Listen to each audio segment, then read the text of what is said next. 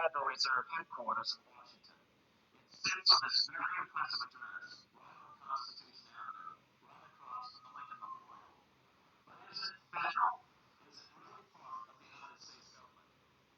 Well, what we're about to show you is that there's nothing federal about the Federal Reserve, and there are no reserves. The name is a deception created back before the Federal Reserve Act was passed in 1913 to make Americans think that America's central bank operates in its own interest. The truth is that the Federal Reserve is a private bank owned by private stockholders and run purely for their private profit.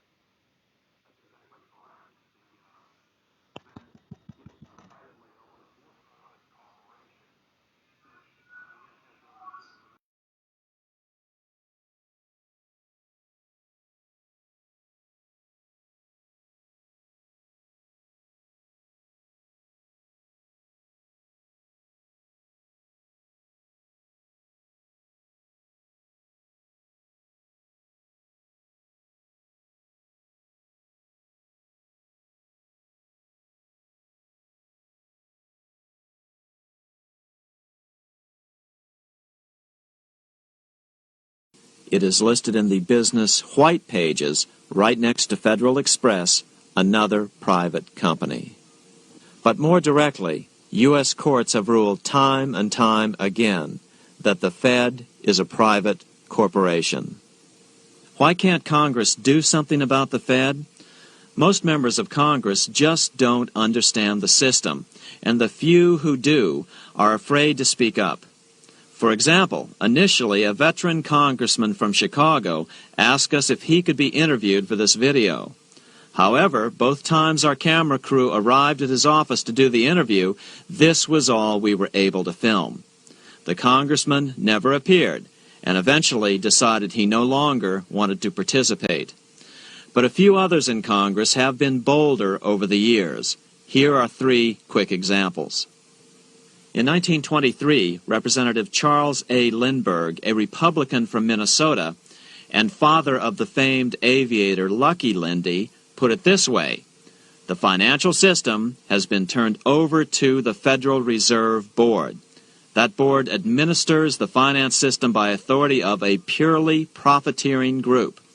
The system is private, conducted for the sole purpose of obtaining the greatest possible profits from the use of other people's money.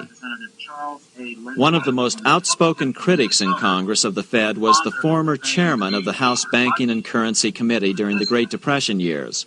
Lewis T. McFadden, Republican of Pennsylvania, said in 1932, "We have in this country one of the most corrupt institutions the world has ever known. I refer to the Federal Reserve Board. This evil institution has impoverished the people of the United States and has practically bankrupted our government. It has done this through the corrupt practices of the moneyed vultures who control it." Senator Barry Goldwater was a frequent critic of the Fed. Most Americans have no real understanding of the operation of the international moneylenders. The accounts of the Federal Reserve System have never been audited. It operates outside the control of Congress and manipulates the credit of the United States. The Federal Reserve really, even though it is not part of the federal government, it is more powerful than the federal government. It's more powerful than the president, the Congress, and the courts. Now, a lot of people challenge me on that, but let me prove my case. The Federal Reserve determines what the average person's car payment is going to be, what their house payment is going to be, and whether they have a job or not. And I submit to you that that's total control. And the Federal Reserve is the largest single creditor of the United States government. What does Proverbs tell us? The borrower is servant to the lender. What one has to understand is that from the day the Constitution was adopted right up to today, the folks who profit from privately owned central banks, as Madison called them, the money changers, have fought a running battle for control over who gets to print America's money. Why is who prints the money so important? Think of money as just another commodity. If you have a monopoly on a commodity that everyone needs, everyone wants, and nobody has enough of, there are lots of ways to make a profit, and also exert tremendous political influence. That's what this battle is all about. Throughout the history of the United States, the money power has gone back and forth between Congress and some sort of privately owned central bank. The Founding Fathers knew the evils of a privately owned central bank. First of all, they had seen how the privately owned British central bank, the Bank of England, had run up the British national debt to such an extent that Parliament had been forced to place unfair taxes on the American colonies. In fact, as we'll see later, Ben Franklin claimed that this was the real cause of the American Revolution. Most of the Founding Fathers realized the potential dangers of banking and feared bankers' accumulation of wealth and power. Jefferson put it this way: I sincerely believe that banking institutions are more dangerous to our liberties than standing armies. The issuing power should be taken from the banks and restored to the people to whom it properly belongs. That succinct statement of Jefferson is, in fact, the solution to all our economic problems today. It bears repeating. The issuing power should be taken from the banks and restored to the people to whom it properly belongs. James Madison, the main author of the Constitution, agreed. Interestingly, he called those behind the central bank scheme money changers. Madison strongly criticized their actions. History records that the money changers have used every form of abuse, intrigue, deceit, and violent means possible to maintain their control over governments by controlling money and its issuance. The battle over who gets to issue our money has been the pivotal issue throughout the history of the United States. Wars are fought over it, depressions are caused to acquire it. Yet after World War I, this battle was rarely mentioned in newspapers or history books. Why? By World War I, the money changers, with their dominant wealth, had seized control of most of the nation's press. Throughout U.S. history, this battle over who gets the power to issue our money has raged. In fact, it's changed hands back and forth 8 times since 1764, yet this fact has virtually vanished from public view for over 3 generations behind a smokescreen emitted by Fed cheerleaders in the media. Until we stop talking about deficits and government spending and start talking about who controls how much money we have, it's all just a big shell game, a complete and utter deception. It won't matter if you pass an ironclad amendment to the Constitution mandating a balanced budget. Our situation is only going to get worse until we root out the cause at its source. What's the solution for our national problem? First of all, education. That's what this video presentation is all about. But secondly, we must act. We must take back the power to issue our own money. Issuing our own money is not a radical solution. I want to stress that. It's the same solution used at different points in U.S. history by men like Benjamin Franklin, Thomas Jefferson, Andrew Jackson, Martin Van Buren, and Abraham Lincoln. So, to sum it up, in 1913, Congress gave an independent central bank, deceptively named the Federal Reserve, a monopoly over issuing America's money, and the debt generated by this quasi-private corporation is what is killing the American economy. Though the Federal Reserve is now the most powerful central bank in the world, it was not the first. So where did this idea come from? To really understand the magnitude of the problem, we have to travel back to Europe. Just who are these money changers James Madison spoke of?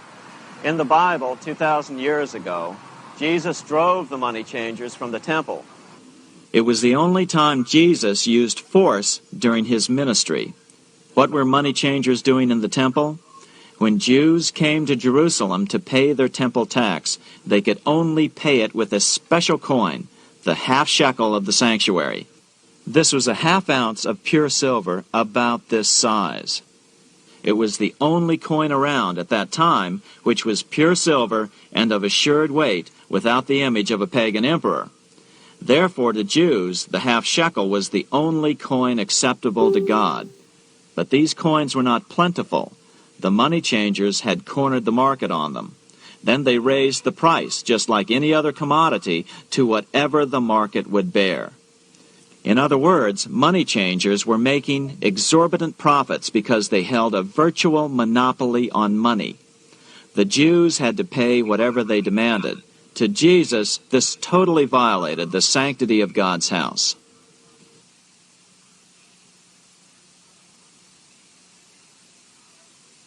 But the money-changing scam did not originate in Jesus' day. 200 years before Christ, Rome was having trouble with money changers. 2 early Roman emperors had tried to diminish the power of the money changers by reforming usury laws and limiting land ownership to 500 acres. They were both assassinated. In 48 B.C., Julius Caesar took back the power to coin money from the money changers and minted coins for the benefit of all. With this new, plentiful supply of money, he built great public works projects. By making money plentiful, Caesar won the love of the common man. But the money changers hated him. Some believe this was an important factor in Caesar's assassination. One thing is for sure, with the death of Caesar came the demise of plentiful money in Rome. Taxes increased, as did corruption. Just as in the case of America today, usury and debased coin became the rule. Eventually, the Roman money supply was reduced by 90%. As a result, the common people lost their lands and their homes, just as is about to happen soon in America. With the demise of plentiful money, the masses lost confidence in the Roman government and refused to support it. Rome plunged into the gloom of the Dark Ages.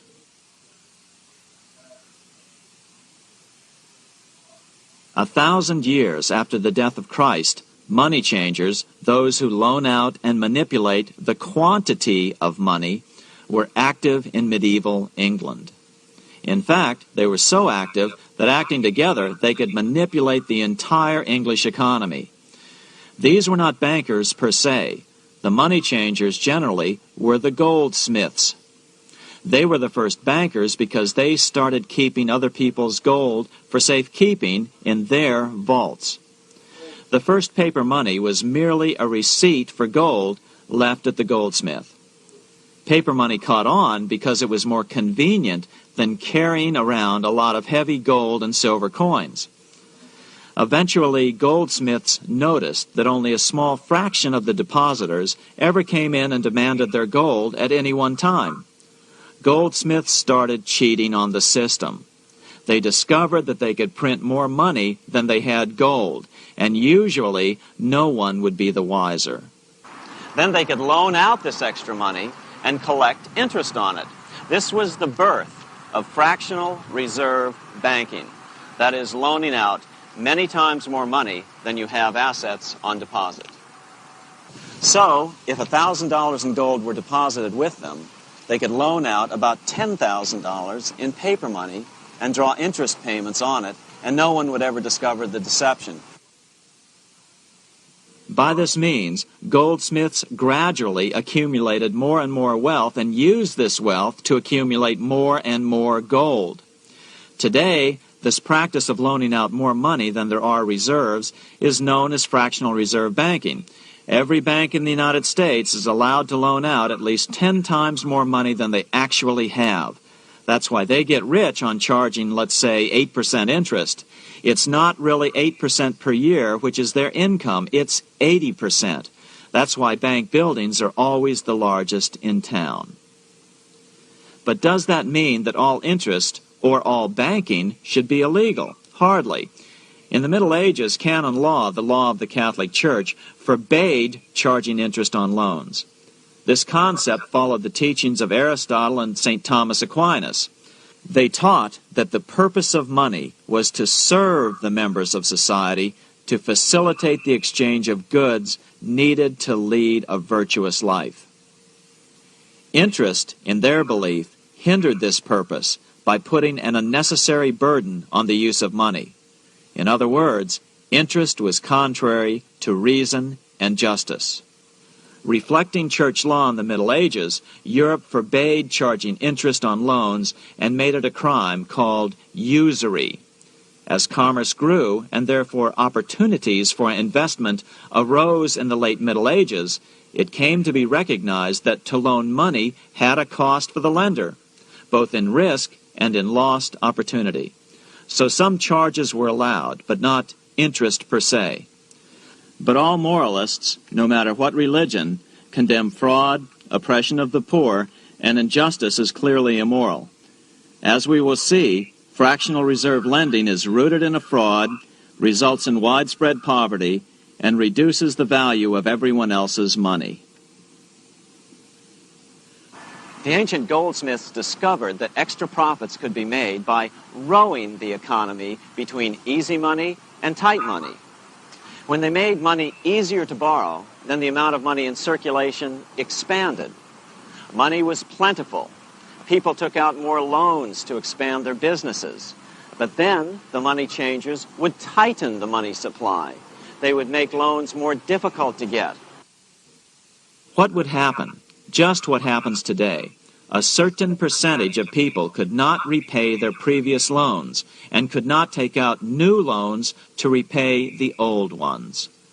Therefore, they went bankrupt and had to sell their assets to the goldsmiths for pennies on the dollar. The same thing is still going on today. Only today, we call this rowing of the economy up and down the business cycle. Like Julius Caesar, King Henry I of England finally resolved to take the money power away from the goldsmiths about 1100 A.D. Henry could have used anything as money, seashells, feathers, or even yak dung, as is often done in remote Tibetan provinces. But he invented one of the most unusual money systems in history. It was called the tally stick system. Here I have one of the few surviving examples of this form of British money, which lasted 726 years until 1826, a tally stick. The tally system was adopted to avoid the monetary manipulation of the goldsmiths. Tally sticks were money fabricated out of sticks of polished wood. Notches were cut along one edge of the stick to indicate the denominations. Then the stick was split lengthwise through the notches so that both pieces still had a record of the notches. The king kept one half to protect against counterfeiting. Then he would spend the other half into the economy, and they would circulate as money. This particular tally stick is huge. It represented 25,000 pounds. One of the original stockholders in the Bank of England purchased his original shares with this stick. In other words, he bought shares in the world's richest and most powerful corporation with a stick of wood. It's ironic that after its formation in 1694, the Bank of England attacked the tally stick system because it was money outside the power of the money changers, just as King Henry had wanted it to be. Why do people accept sticks of wood for money? That's a great question. Throughout history, people traded anything they thought had value and used as money. You see, the secret is that money is only what people agree on to use as money. What's our paper money today? It's really just paper. But here's the trick. King Henry ordered that tally sticks had to be used to pay the king's taxes. This built-in demand for tally sticks immediately made them circulate and be accepted as money. And they worked well. In fact, no other form of money has worked so well for so long as tally sticks. Keep in mind, the British Empire was built under the tally stick system. The tally stick system succeeded despite the fact that the money changers constantly attacked it by offering the metal coin system as competition. In other words, metal coins never went completely out of circulation, but tally sticks hung on because they were good for the payment of taxes. Finally, in the 1500s, King Henry VIII relaxed the laws concerning usury, and the money changers wasted no time reasserting themselves. They quickly made their gold and silver money plentiful for a few decades. But when Queen Mary took the throne and tightened the usury laws again, the money changers renewed the hoarding of gold and silver coins, forcing the economy to plummet. When Queen Mary's sister, Queen Elizabeth I, took the throne, she was determined to regain control over English money. Her solution was to issue gold and silver coins from the public treasury and take the control over the money supply away from the money changers. Although control over money was not the only cause of the English Revolution in 1642, religious differences fueled the conflict. Monetary policy played a major role. Financed by the money changers, Oliver Cromwell finally overthrew King Charles, purged the Parliament, and put the king to death. The money changers were immediately allowed to consolidate their financial power. The result was that for the next 50 years, the money changers plunged Great Britain into a series of costly wars. They took over a square mile of property in the center of London, known as the City of London. This area today is still known as one of the 3 predominant financial centers of the world. Conflicts with the Stuart kings led the money changers in England to combine with those in the Netherlands to finance the invasion of William of Orange, who overthrew the Stuarts in 1688 and took the English throne.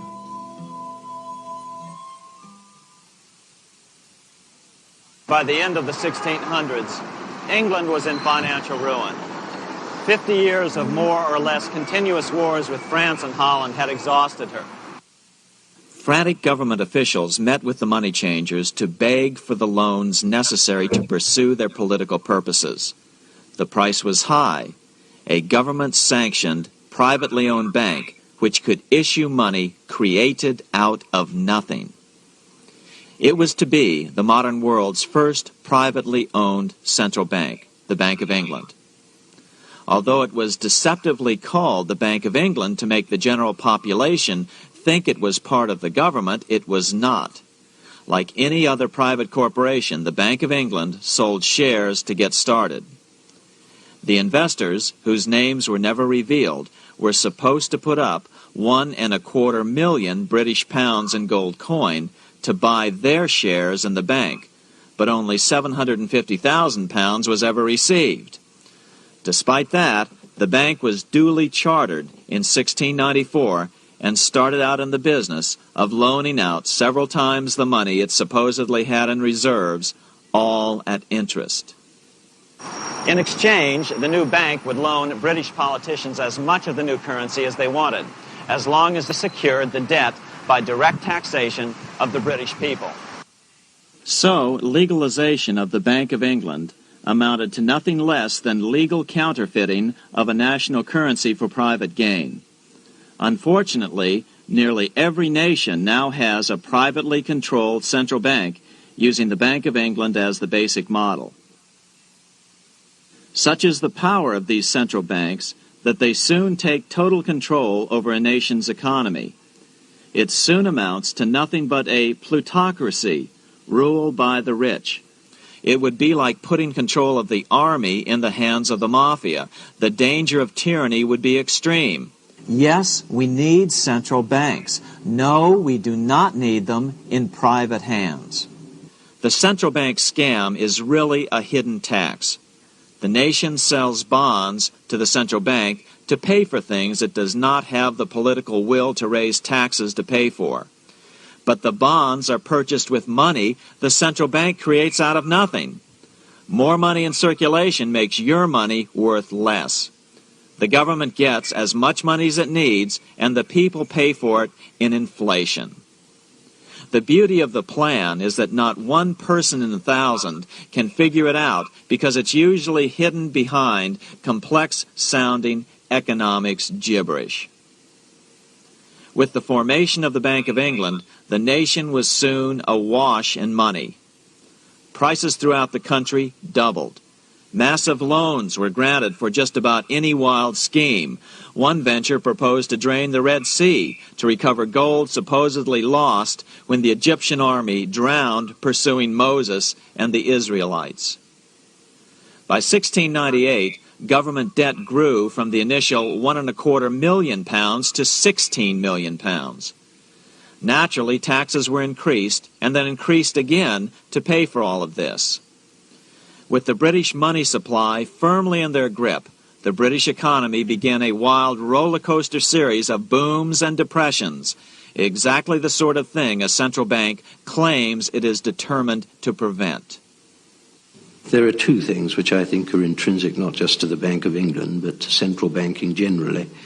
The first is an involvement in the formulation of monetary policy with the specific objective of achieving monetary stability.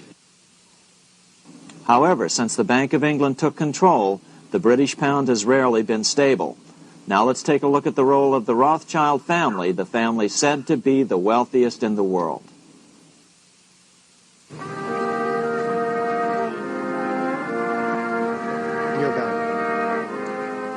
This is Frankfurt, Germany.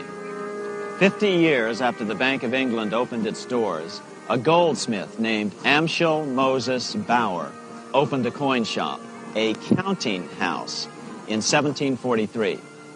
And over the door he placed a sign depicting a Roman eagle on a red shield. The shop became known as the Red Shield Firm, or in German, Rothschild. When his son, Amschel Meyer Bauer, inherited the business, he decided to change his name to Rothschild. Amschel soon learned that loaning money to governments and kings was more profitable than loaning to private individuals. Not only were the loans bigger, but they were secured by the nation's taxes. Mayer Rothschild had 5 sons. He trained them all in the skills of money creation then sent them out to the major capitals of Europe to open branch offices of the family banking business. His first son, Amschel Mayer, stayed in Frankfurt to mind the hometown bank. His second son, Solomon, was sent to Vienna. His third son, Nathan, was clearly the most clever. He was sent to London at age 21 in 1798, 100 years after the founding of the Bank of England. His fourth son, Karl, went to Naples, and his fifth son, Jacob, went to Paris. In 1785, Mayer Amschel moved his entire family to this larger house, a 5-story dwelling he shared with the Schiff family. This house was known as the Green Shield. The Rothschilds and the Schiffs would play a central role in the rest of European financial history and in that of the United States. The Rothschilds broke into dealings with European royalty here at Wilhelmshof, the palace of the wealthiest man in Germany. In fact, the wealthiest monarch in all Europe, Prince William of Hesse-Kassel. At first, the Rothschilds were only helping William speculate in precious coins. But when Napoleon chased Prince William into exile, he sent 550,000 pounds, a gigantic sum at that time, to Nathan Rothschild in London with instructions for him to buy consols, British government bonds, also called government stock. But Rothschild used the money for his own purposes. With Napoleon on the loose, the opportunities of wartime investments were nearly limitless. William returned here sometime prior to the Battle of Waterloo in 1815. He summoned Rothschild and demanded his money back. The Rothschilds returned William's money with the interest the British consuls would have paid him had the investment actually been made. But the Rothschilds kept all the past profits they had made using William's money. Nathan Rothschild later bragged that in the 17 years he'd been in England, he'd increased his original 20,000 pound stake given to him by his father by 2,500 times. By cooperating within the family, the Rothschilds soon grew unbelievably wealthy. By the mid-1800s, they dominated all European banking and were certainly the wealthiest family in the world. They financed Cecil Rhodes, making it possible for him to establish a monopoly over the diamond and gold fields of South Africa. In America, they financed the Harrimans and railroads, the Vanderbilts and railroads and the press, and Carnegie in the steel industry, among many others. In fact, during World War I, J.P. Morgan was thought to be the richest man in America. But after his death, it was discovered that he was actually only a lieutenant of the Rothschilds. Once Morgan's will was made public, it was discovered that he owned only 19% of J.P. Morgan companies. By 1850, James Rothschild, the heir of the French branch of the family, was said to be worth 600 million French francs, 150 million more than all the other bankers in France put together. He built this mansion called Ferrier, just east of Paris. Wilhelm I, on seeing it, exclaimed, "Kings couldn't afford this. It could only belong to a Rothschild." Another 19th century French commentator put it this way: "There is but one power in Europe, and that is Rothschild." There is no evidence that their predominant standing in European or world finance has changed. Now let's take a look at the results the Bank of England had produced on the British economy and how that later was the root cause of the American Revolution.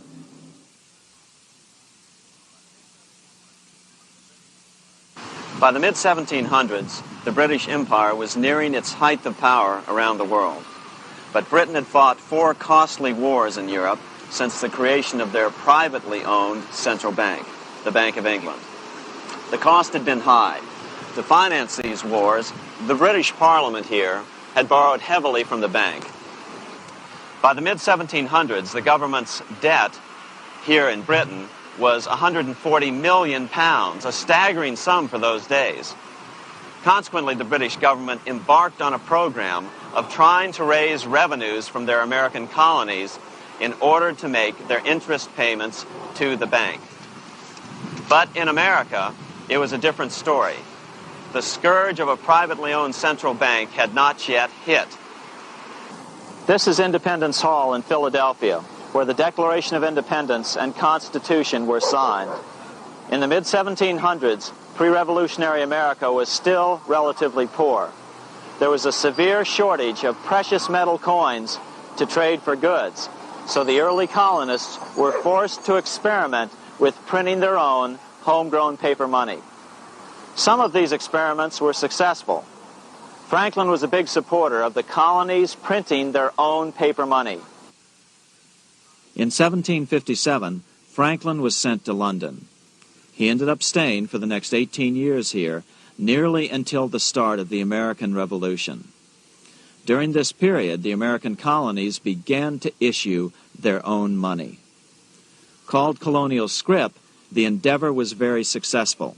It provided a reliable medium of exchange, and it also helped to provide a feeling of unity between the colonies.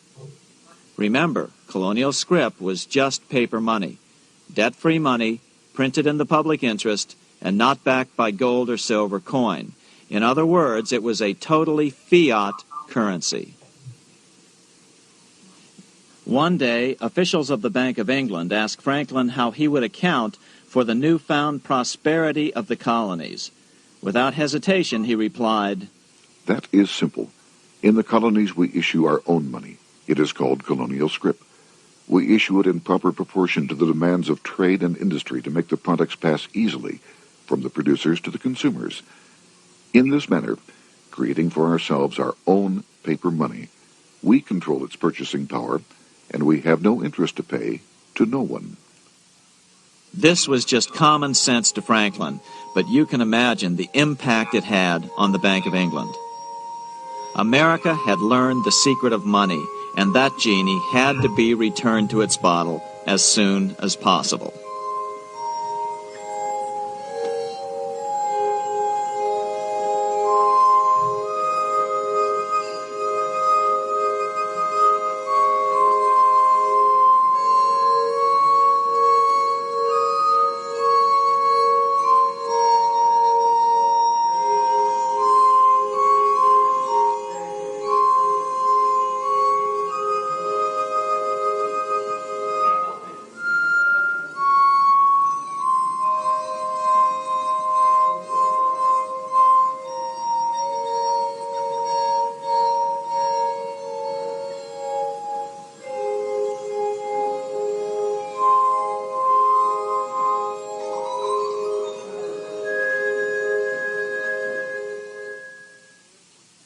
As a result, Parliament hurriedly passed the Currency Act of 1764. This prohibited colonial officials from issuing their own money and ordered them to pay all future taxes in gold or silver coins. In other words, it forced the colonies on a gold or silver standard. For those who still believe that a gold standard is the answer for America's current monetary problems, look what happened to America after that. Writing in his autobiography, Franklin said, "In 1 year, the conditions were so reversed that the era of prosperity ended and a depression set in to such an extent that the streets of the colonies were filled with unemployed." Franklin claims that this was even the basic cause for the American Revolution. As Franklin put it in his autobiography, "The colonies would gladly have borne a little tax on tea and other matters had it not been that England took away from the colonies their money, which created unemployment and dissatisfaction. The inability of the colonists to get the power to issue their own money permanently out of the hands of George III and the international bankers was the prime reason for the Revolutionary War." By the time the first shots were fired in Lexington, Massachusetts, on April 19, 1775, the colonies had been drained of gold and silver coin by British taxation. As a result, the Continental government had no choice but to print money to finance the war. At the start of the Revolution, the U.S. money supply stood at $12 million. By the end of the war, it was nearly $500 million. As a result, the currency was virtually worthless. Shoes sold for $5,000 a pair. Colonial scrip had worked because just enough was issued to facilitate trade. As George Washington lamented, a wagon load of money will scarcely purchase a wagon load of provisions. Today, those who support a gold-backed currency point to this period during the Revolution to demonstrate the evils of a fiat currency. But remember, the same currency had worked so well 20 years earlier during times of peace that the Bank of England had Parliament outlaw it. Towards the end of the Revolution, the Continental Congress, meeting here at Independence Hall, grew desperate for money. In 1781, they allowed Robert Morris, their financial superintendent, to open a privately owned central bank. Incidentally, Morris was a wealthy man who had grown wealthier during the Revolution by trading in war materials. Called the Bank of North America, the new bank was closely modeled after the Bank of England. It was allowed to practice fractional reserve banking. That is, it could lend out money it didn't have, then charge interest on it. If you or I were to do that, we would be charged with fraud, a felony. The bank's charter called for private investors to put up $400,000 worth of initial capital. But when Morris was unable to raise the money, he brazenly used his political influence to have gold deposited in the bank, which had been loaned to America by France. He then loaned this money to himself and his friends to reinvest in shares of the bank. And, like the Bank of England, the bank was given a monopoly over the national currency. Soon the dangers became clear. The value of American currency continued to plummet. So, 4 years later, in 1785, the bank's charter was not renewed. The leader of the effort to kill the bank, William Findley of Pennsylvania, explained the problem this way, quote, "This institution, having no principle but that of avarice, will never be varied in its object, to engross all the wealth, power, and influence of the state." The men behind the Bank of North America, Alexander Hamilton, Robert Morris, and the bank's president, Thomas Whiling, did not give up. Only 6 years later, Hamilton, then Secretary of the Treasury, and his mentor, Morris, rammed a new privately owned central bank through the new Congress. Called the first Bank of the United States, Thomas Whiling again served as the bank's president. The players were the same, only the name of the bank was changed.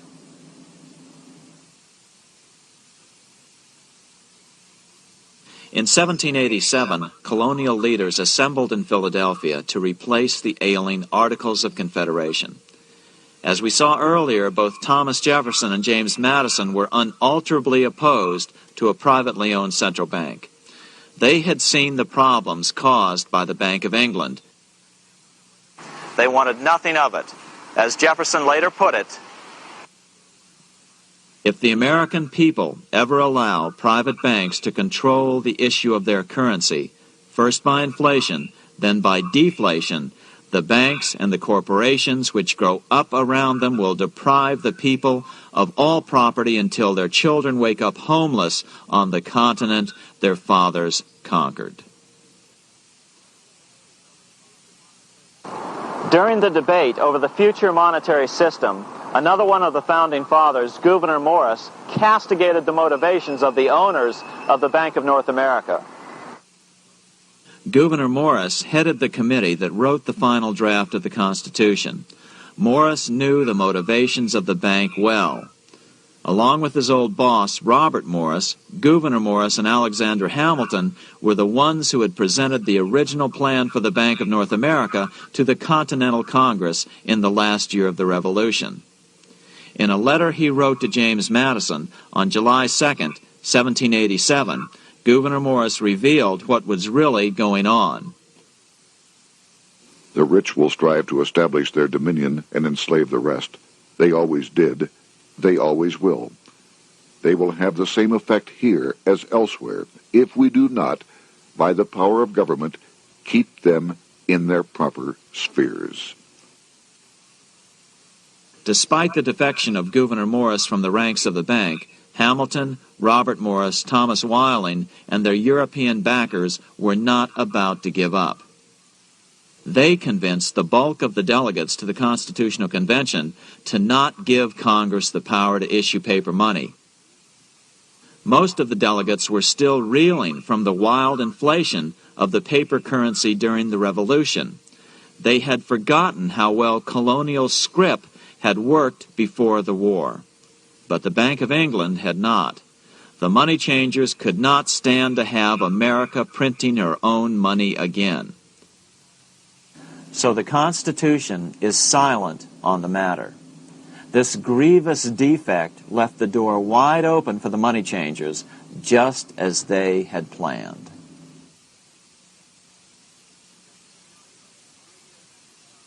In 1790, less than 3 years after the Constitution had been signed, the money changers struck again. The newly appointed first Secretary of the Treasury, Alexander Hamilton, proposed a bill to the Congress calling for a new, privately owned central bank. Coincidentally, that was the very year that Amschel Rothschild made his pronouncement from his flagship bank in Frankfurt. Let me issue and control a nation's money, and I care not who writes the laws. Alexander Hamilton was a tool of the international bankers, and he wanted to create the U.S. Bank, the BUS, or the Bank of the United States, and did so. Interestingly, one of Hamilton's first jobs after graduating from law school in 1782 was as an aide to Robert Morris, the head of the Bank of North America. In fact, the year before, Hamilton had written Morris a letter saying, "A national debt, if it is not excessive, will be to us a national blessing." A blessing to whom? After a year of intense debate, in 1791, Congress passed the bill and gave it a 20-year charter. The new bank was to be called the First Bank of the United States, or BUS. Here we are in front of the First Bank of the United States in Philadelphia. The bank was given a monopoly on printing U.S. currency, even though 80% of its stock would be held by private investors. The other 20% would be purchased by the U.S. government. But the reason was not to give the government a piece of the action. It was to provide the capital for the other 80% owners. As with the old Bank of North America and the Bank of England before that, the stockholders never paid the full amount for their shares. The U.S. government put up their initial $2 million in cash. Then the bank, through the old magic of fractional reserve lending, made loans to its charter investors so they could come up with the remaining $8 million of capital needed for this risk-free investment.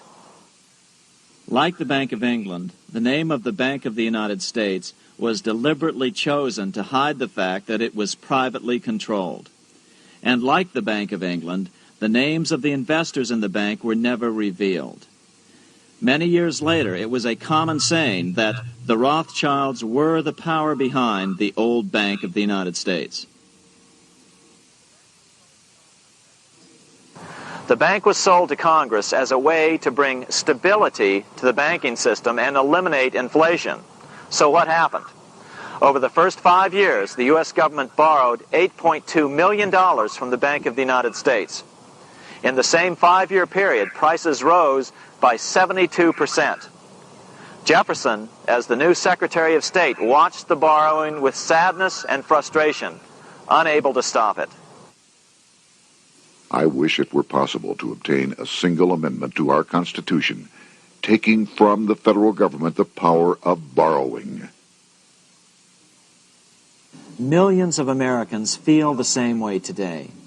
They watch in helpless frustration as the federal government borrows the American economy into oblivion. So, although it was called the first Bank of the United States, it was not the first attempt at a privately owned central bank in this country. As with the Bank of North America, the government put up most of the cash to get this private bank going. Then the bankers loaned the money to each other to buy the remaining stock in the bank. It was a scam, plain and simple, and they wouldn't be able to get away with it for long. But first, we have to travel back to Europe to see how a single man was able to manipulate the entire British economy by obtaining the first news of Napoleon's final defeat.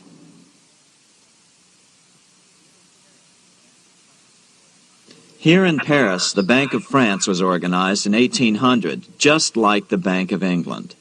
But Napoleon decided France had to break free of debt, and he never trusted the Bank of France. He declared that when a government is dependent upon bankers for money, the bankers, not the leaders of the government, are in control. The hand that gives is above the hand that takes. Money has no motherland. Financiers are without patriotism and without decency. Their sole object is gain. Back in America, unexpected help was about to arrive. In 1800, Thomas Jefferson narrowly defeated John Adams to become the third president of the United States. By 1803, Jefferson and Napoleon had struck a deal. The U.S. would give Napoleon $3 million in gold in exchange for a huge chunk of territory west of the Mississippi River, the Louisiana Purchase. With that $3 million, Napoleon quickly forged an army and set off across Europe, conquering everything in his path. But the Bank of England quickly rose to oppose him. They financed every nation in his path, reaping the enormous profits of war. Prussia, Austria, and finally Russia all went heavily into debt in a futile attempt to stop Napoleon.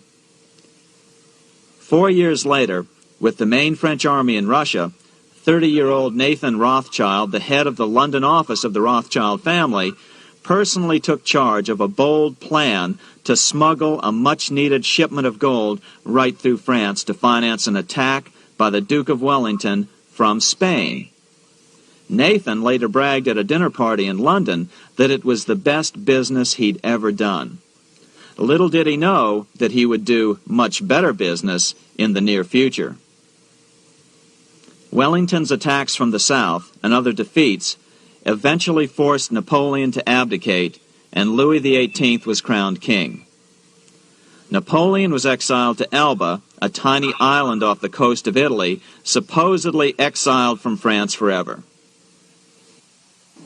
While Napoleon was in exile on Elba, temporarily defeated by England with the financial help of the Rothschilds, America was trying to break free of its central bank as well.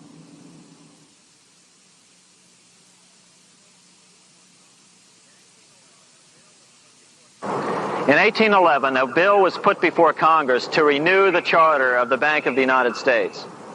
The debate grew very heated, and the legislatures of both Pennsylvania and Virginia passed resolutions asking Congress to kill the bank.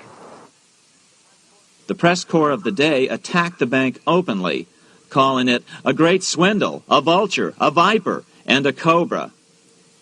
Oh, to have an independent press once again in America. A congressman named P.B. Porter attacked the bank from the floor of Congress, saying if the bank's charter was renewed, Congress, quote, will have planted in the bosom of this Constitution a viper, which one day or another will sting the liberties of this country to the heart, close quote. Prospects didn't look that good for the bank. Some writers have even claimed that Nathan Rothschild warned that the United States would find itself involved in a most disastrous war if the bank's charter were not renewed. But it wasn't enough. When the smoke had cleared, the renewal bill was defeated by a single vote in the House, and was deadlocked in the Senate. By now, America's fourth president, James Madison, was in the White House. Remember, Madison was a staunch opponent of the bank. His vice president, George Clinton, broke a tie in the Senate and sent the bank into oblivion. Within 5 months, England attacked the U.S., and the War of 1812 was on. But the British were still busy fighting Napoleon, and so the War of 1812 ended in a draw in 1814.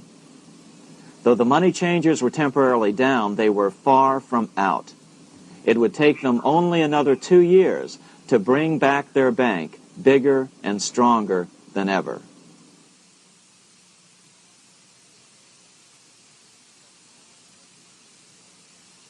But now, let's return to Napoleon, because nothing else in history more aptly demonstrates the ingenuity of the Rothschild family than their control of the British stock market after Waterloo. In 1815, a year after the end of the War of 1812 in America, Napoleon escaped his exile and returned to Paris. French troops were sent out to capture him, but such was his charisma that the soldiers rallied around their old leader and hailed him as their emperor once again. In March of 1815, Napoleon equipped an army which Britain's Duke of Wellington defeated less than 90 days later at Waterloo. Some writers claim Napoleon borrowed £5 million from the Bank of England to rearm, but it appears these funds actually came from the Ouvard banking house in Paris. Nevertheless, from about this point on, it was not unusual for privately controlled central banks to finance both sides in a war. Why would a central bank finance opposing sides in a war? Because war is the biggest debt generator of them all. A nation will borrow any amount for victory. The ultimate loser is loaned just enough to hold out the vain hope of victory, and the ultimate winner is given enough to win. Besides, such loans are usually conditioned upon the guarantee that the victor will honor the debts of the vanquished.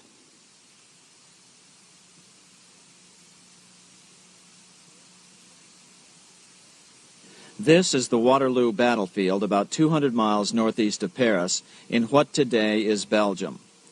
Here Napoleon suffered his final defeat, but not before thousands of French and Englishmen gave their lives on a steamy summer day in July of 1815. Right over there, on June 18, 1815, 74,000 French troops met 67,000 troops from Britain and other European nations. The outcome was certainly in doubt. In fact, had Napoleon attacked a few hours earlier, he would probably have won the battle.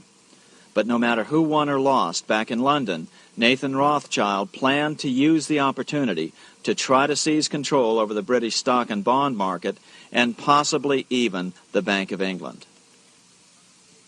Rothschild stationed a trusted agent, a man named Rothworth, on the north side of the battlefield, closer to the English Channel. Once the battle had been decided, Rothworth took off for the Channel. He delivered the news to Nathan Rothschild a full 24 hours before Wellington's own courier. Rothschild hurried to the stock market and took up his usual position in front of an ancient pillar. All eyes were on him. The Rothschilds had a legendary communications network. If Wellington had been defeated and Napoleon was loose on the continent again, Britain's financial situation would become grave indeed. Rothschild looked saddened. He stood there motionless, eyes downcast. Then suddenly he began selling. Other nervous investors saw that Rothschild was selling. It could only mean one thing. Napoleon must have won, Wellington must have lost. The market plummeted. Soon everyone was selling their consols, their British government bonds, and prices dropped sharply. But then Rothschild started secretly buying up the consols through his agents for only a fraction of their worth hours before. Myths, legends, you say? 100 years later, the New York Times ran a story which said that Nathan's grandson had attempted to secure a court order to suppress a book with this stock market story in it. The Rothschild family claimed the story was untrue and libelous, but the court denied the Rothschilds' request and ordered the family to pay all court costs. What's even more interesting about this story is that some authors claim that the day after the Battle of Waterloo, in a matter of hours, Nathan Rothschild came to dominate not only the bond market, but the Bank of England as well. Whether or not the Rothschild family seized control of the Bank of England, the first privately owned central bank in a major European nation and the wealthiest, one thing is certain. By the mid-1800s, the Rothschilds were the richest family in the world, bar none. They dominated the new government bond markets and branched into other banks and industrial concerns. In fact, the rest of the 19th century was known as the Age of the Rothschilds. Despite this overwhelming wealth, the family has generally cultivated an aura of invisibility. Although the family controls scores of industrial, commercial, mining, and tourist corporations, only a handful bear the Rothschild name. By the end of the 19th century, one expert estimated that the Rothschild family controlled half the wealth of the world. Whatever the extent of their vast wealth, it is reasonable to assume that their percentage of the world's wealth has increased since then. But since the turn of the century, the Rothschilds have cultivated the notion that their power has somehow waned even as their wealth increases.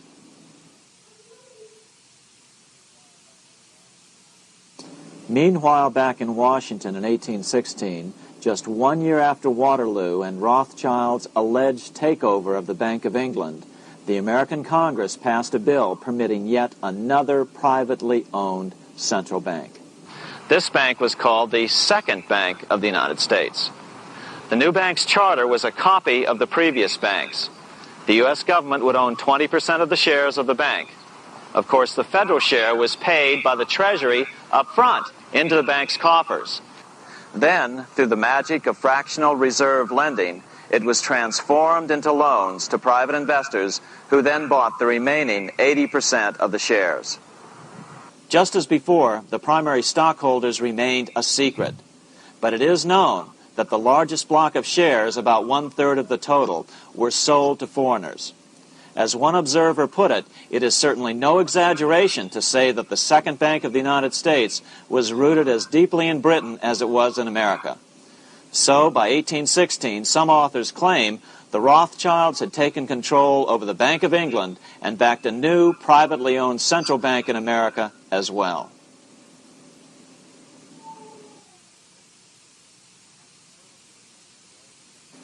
After 12 years of manipulations of the U.S. economy on the part of the Second Bank of the U.S., the American people had had just about enough. Opponents of the bank nominated a dignified senator from Tennessee, Andrew Jackson, the hero of the Battle of New Orleans, to run for president. This is his home, the Hermitage. No one gave Jackson a chance initially.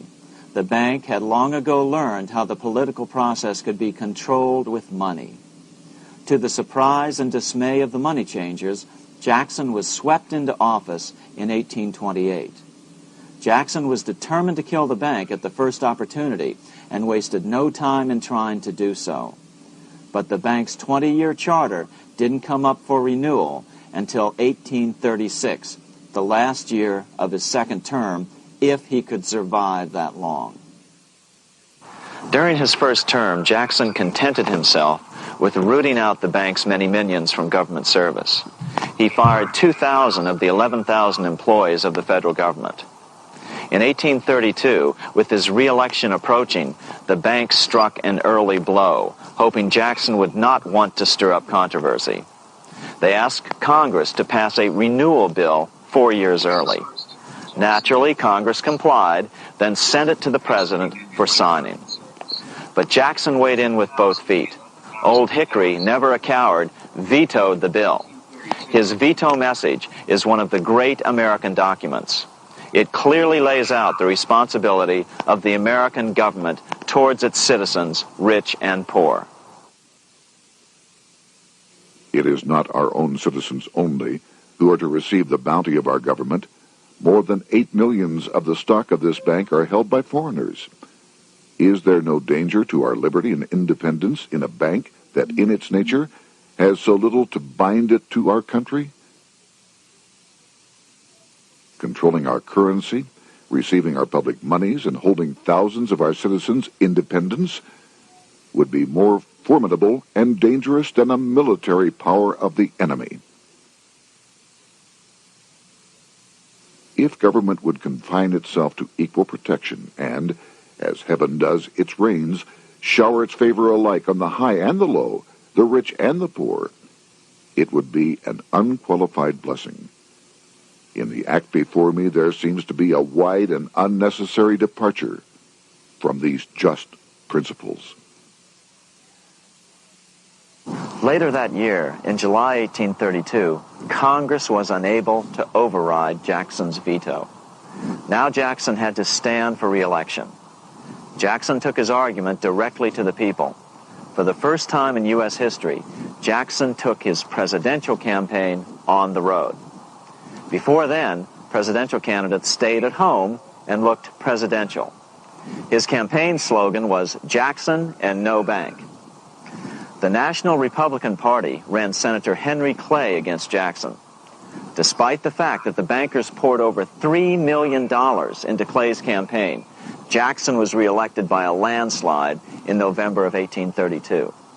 Despite his presidential victory, Jackson knew the battle was only beginning. "The hydra of corruption is only scotched, not dead," said the newly elected president. Jackson ordered his new Secretary of Treasury, Lewis McLean, to start removing the government's deposits from the second bank and start placing them in state banks. But McLean refused to do so. Jackson fired him and appointed William J. Duane as the new Secretary of the Treasury. Duane also refused to comply with the president's requests, and so Jackson fired him as well and then appointed Roger B. Taney to the office. Taney did withdraw government funds from the bank starting on October 1st, 1833. Jackson was jubilant. "I have it chained. I'm ready with screws to draw every tooth and then the stumps." But the bank was not yet done fighting. Its head, Nicholas Biddle, used his influence to get the Senate to reject Taney's nomination. Then, in a rare show of arrogance, Biddle threatened to cause a depression if the bank was not rechartered. This worthy president thinks that because he has scalped Indians and imprisoned judges, he is to have his way with the bank. He is mistaken. Next, in an unbelievable fit of honesty for a central banker, Biddle admitted that the bank was going to make money scarce to force Congress to restore the bank. Nothing but widespread suffering will produce any effect on Congress. Our only safety is in pursuing a steady course of firm restriction, and I have no doubt that such a course will ultimately lead to restoration of the currency and the recharter of the bank. What a stunning revelation. Here was the pure truth, revealed with shocking clarity. Biddle intended to use the money contraction power of the bank to cause a massive depression until America gave in. Unfortunately, this has happened time and time again throughout U.S. history and is about to happen again in today's world. Nicholas Biddle made good on his threat. The bank sharply contracted the money supply by calling in old loans and refusing to extend new ones. A financial panic ensued, followed by a deep depression. Naturally, Biddle blamed Jackson for the crash, saying that it was caused by the withdrawal of federal funds from the bank. Unfortunately, his plan worked well. Wages and prices sagged. Unemployment soared along with business bankruptcies. The nation quickly went into an uproar. Newspaper editors blasted Jackson in editorials. The bank threatened to withhold payments, which then could be made directly to key politicians for their support. Within only months, Congress assembled in what was called the panic session. 6 months after he had withdrawn funds from the bank, Jackson was officially censured by a resolution which passed the Senate by a vote of 26 to 20. It was the first time a president had ever been censured by Congress. Jackson lashed out at the bank. "You are a den of vipers. I intend to rout you out, and by eternal God, I will rout you out." America's fate teetered on a knife edge. If Congress could muster enough votes to override Jackson's veto, the bank would be granted another 20-year monopoly or more over America's money, time enough to consolidate its already great power. Then a miracle occurred. The governor of Pennsylvania came out supporting President Jackson and strongly criticized the bank. On top of that, Biddle had been caught boasting in public about the bank's plan to crash the economy. Suddenly, the tide shifted. In April of 1834, the House of Representatives voted 134 to 82 against rechartering the bank. This was followed up by an even more lopsided vote to establish a special committee to investigate whether the bank had caused the crash. When the investigating committee arrived at the bank's door in Philadelphia, armed with a subpoena to examine the books, Biddle refused to give them up. Nor would he allow inspection of correspondence with congressmen relating to their personal loans and advances he'd made to them. He also refused to testify before the committee back in Washington. On January 8, 1835, Jackson paid off the final installment on the national debt, which had been necessitated by allowing the banks to issue currency for government bonds rather than simply issuing treasury notes without such debt. He was the only president to ever pay off the debt. A few weeks later, on January 30th, 1835, an assassin by the name of Richard Lawrence tried to shoot President Jackson, but by the grace of God, both pistols misfired. Lawrence was later found not guilty by reason of insanity. After his release, he bragged to friends that powerful people in Europe had put him up to the task and promised to protect him if he were caught. The following year, when its charter ran out, the Second Bank of the United States ceased functioning as the nation's central bank. Biddle was later arrested and charged with fraud. He was tried and acquitted, but died shortly thereafter while still tied up in civil suits. After his second term as president, Jackson retired here to the Hermitage outside of Nashville to live out his life. He is still remembered here for his determination to kill the bank. In fact, he killed it so well that it took the money changers 77 years to undo the damage. When asked what his most important accomplishment had been, Jackson replied, "I killed the bank." Unfortunately, even Jackson failed to grasp the entire picture and its root cause. Although Jackson had killed the central bank, the most insidious weapon of the money changers, fractional reserve banking, remained in use by the numerous state-chartered banks. This fueled economic instability in the years before the Civil War. Still, the central bankers were out, and as a result, America thrived as it expanded westward. During this time, the principal money changers struggled to regain their lost centralized power, but to no avail. Then, finally, they reverted to the old central bankers' formula: war to create debt and dependency. If they couldn't get their central bank any other way, America could be brought to its knees by plunging it into a civil war, just as they had done in 1812 after the first Bank of the United States was not rechartered. 1 month after the inauguration of Abraham Lincoln, the first shots of the American Civil War were fired here at Fort Sumter, South Carolina, on April 12, 1861. Certainly slavery was a cause for the Civil War, but not the primary cause.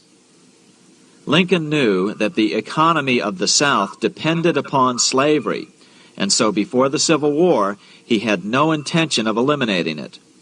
Lincoln had put it this way in his inaugural address only 1 month earlier. I have no purpose, directly or indirectly, to interfere with the institution of slavery in the states where it now exists. I believe I have no lawful right to do so, and I have no inclination to do so. Even after the first shots were fired here at Fort Sumter, Lincoln continued to insist that the Civil War was not about the issue of slavery. My paramount objective is to save the Union, and it is not either to save or destroy slavery. If I could save the Union without freeing any slave, I would do it. So what was the Civil War all about? There were many factors at play. Northern industrialists had used protective tariffs to prevent the southern states from buying cheaper European goods. Europe retaliated by stopping cotton imports from the South. The southern states were in a double financial bind. They were forced to pay more for most of the necessities of life, while their income from cotton exports plummeted. The South was angry. But there were other factors at work. The money changers were still stung by America's withdrawal from their control 25 years earlier. Since then, America's wildcat economy had made the nation rich, a bad example for the rest of the world. The central bankers now saw an opportunity to split the rich new nation, to divide and conquer by war. Was this just some sort of wild conspiracy theory at the time? Well, let's take a look at what a well-placed observer of the scene had to say at the time. His name was Otto von Bismarck, Chancellor of Germany, the man who united the German states a few years later. The division of the United States into federations of equal force was decided long before the Civil War by the high financial powers of Europe. These bankers were afraid that the United States, if they remained as one bloc and as one nation, would attain economic and financial independence, which would upset their financial domination over the world. Within months after the first shots here at Fort Sumter, the central bankers loaned Napoleon III of France, the nephew of the Waterloo Napoleon,